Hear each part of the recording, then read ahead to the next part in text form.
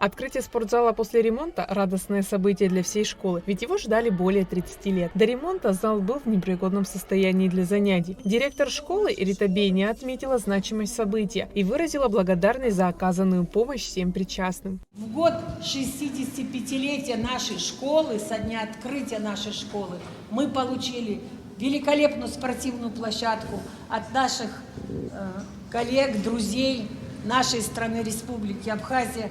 Город Краснодар нам такую площадку подарил. И плюс еще двойная радость. Мы получили отремонтированный спортивный зал. Начиналось все с беседы с Лашей Нукзаровичем. Мы его в школу пригласили как выпускника, как спикера парламента и поделились своей проблемой. Станда Заруна давно в курсе, сколько лет. Потом подключилась и администрация города. Совместными усилиями вот такое чудо мы получили.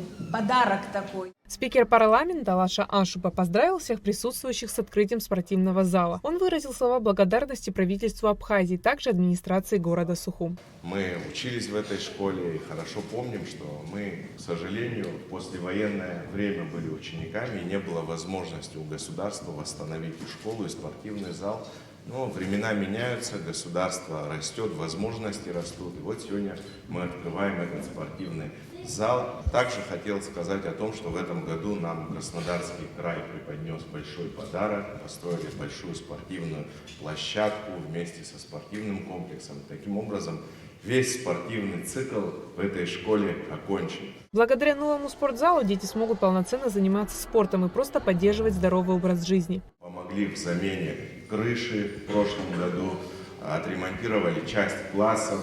В этом году, по моему обращению, Тимур Михайлович Агарба сразу же отреагировал, отремонтировали пешеходную зону от Красного моста фактически до центра турбазы. И я уверен, что эти работы будут продолжены. Конечно, у нас в приоритете прежде всего учебные заведения и учреждения здравоохранения, но также мы занимаемся вопросами благоустройства нашего района. Глава столичной администрации Тимур Агарба также поздравил присутствующих с таким радостным и важным для школы событием. Ведь благодаря спортзалу школьники смогут лучше готовиться к различным соревнованиям и достигать новых высот. Я представляю, насколько было сложно без спортзала достигать таких высот, столько кубков мы сегодня видим. Я уверен, что с появлением возможности полноценно тренироваться и заниматься, достижений еще намного будет больше.